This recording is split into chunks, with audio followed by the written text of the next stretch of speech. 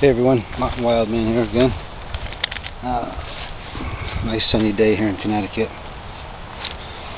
This is my KFU Kephart knife, designed after the original knife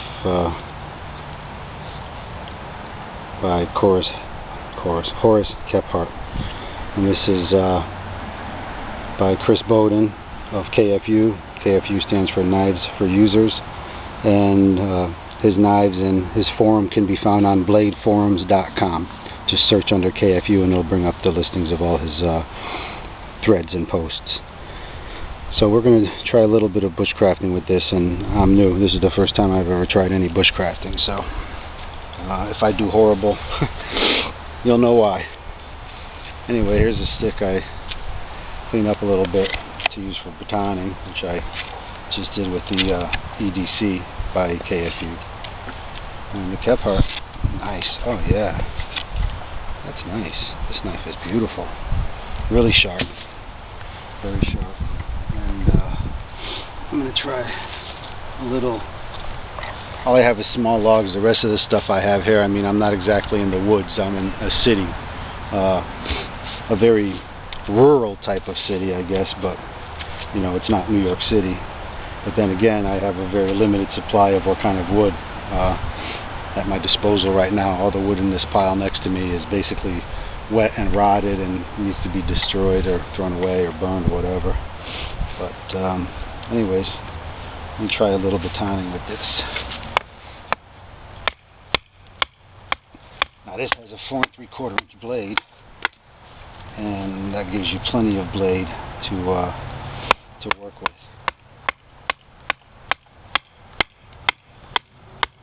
Oh, now we're on to a knot. That does it. Works every time, huh? Let's get this in the ground a little. Oops.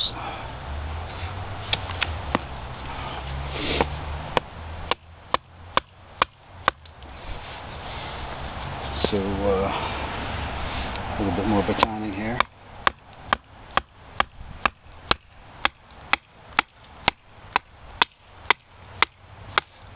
Right through the knots, or at least the center of them.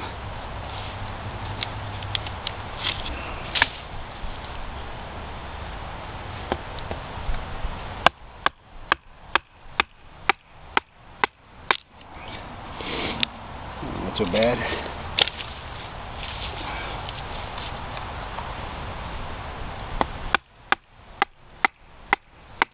I can't wait to get out into the woods, maybe on a hike or a camping trip, and really see what this knife will do. And I think I'm going to save this for batoning later. But as you can tell, I mean, the way I see it, any knife that'll cut through a knot is adequate for carry, especially if I'm obviously you wouldn't want to carry this around town, at least not where I live. Right now anyways. I'll be moving south about a month or so. So we'll save that for later, let it dry out a little bit. Let me try, which I failed miserably with the EDC, let me try and see if I can do some feather sticks. Now, this isn't much of a piece. You know what, I'm going to go right with this one here. See if I can actually do anything with the, helps if I use the sharp side of the blade. See if I can do any feather sticks with this. Let me clean it up a little bit here. Chris's knives are very sharp, and you think, well, of course it's a knife, but let me tell you, if you're a knife aficionado and you bought more than one or two, you know that every knife doesn't always come sharp. This pretty much will shave hair off your arm right out of the package. Oh, and it will cut your finger too. Not every knife will be sharp, and I've spent hundreds of dollars. You know, everybody has a different level of what they consider to be an expensive knife, and some people can't imagine paying more than $100, and some think nothing of dropping a few thousand. Of course, I don't have a few thousand to spend on a knife, but I don't mind spending a few hundred. But let's see if I can actually get anything done with these with this feather stick thing. I wasn't doing very well with the EDC. I think I need a lot more practice. And I don't think I can use this. I think I do have to go with one of these little split pieces. See what I can come up with. Alright, well. Oh, that's my batoning one. You know what? Let's baton this, and then I'll use the split piece. Okay. Forgive the quality of my video. I do have a cheap camera, but you know, for now, it serves the purpose. I'm not trying to be famous, get on TV or anything like that. In my pursuit of purchasing gear and knives, since money is tough to come by, obviously I want to be sure that I'm spending it wisely. So I've done a lot of research on anything I buy, from camping, hiking gear, backpacking materials to knives, and YouTube with all the videos and various other reviews that I've read online helped me out immensely in buying the right thing the first time. So I basically figure people have helped me out, and maybe I can give back a little by making a video or two and posting them on YouTube, and maybe it'll help somebody else out that's looking for something specifically like I bought already. You know, this is a Kephart design knife. Obviously it's not the original Kephart design. It's been altered a little bit by Chris, which makes it a KFU Kephart.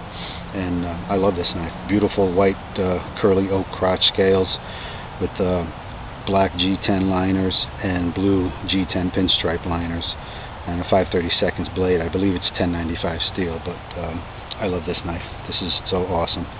Anyways, let's see if I can actually do this feather stick thing now.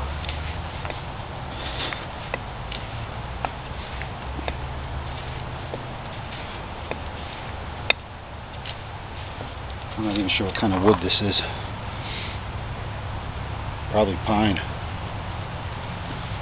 Judging from the trees around here, all I see is pine trees. Yeah, my guess is pine, or I don't know. I don't know much about wood. I'm learning.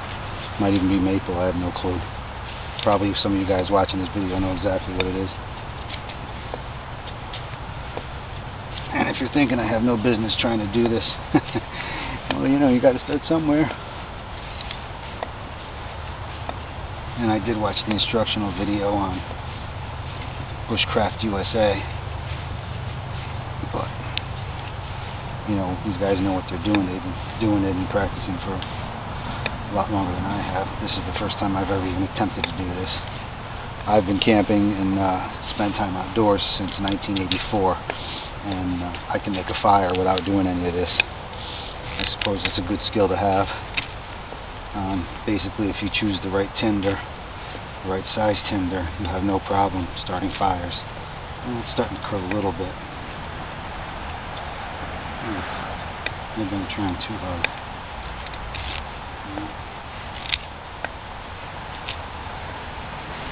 Get some curls there. Oh yeah.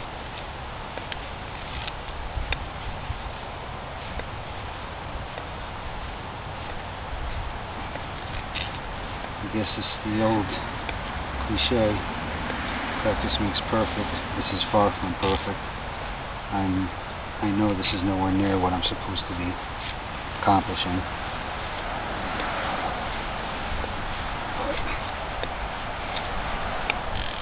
Anyways, rather than tie up any more of your time, once again, KFU Kephart knife for bushcrafting, but at 10 inches overall length with a 4 3/4 inch blade.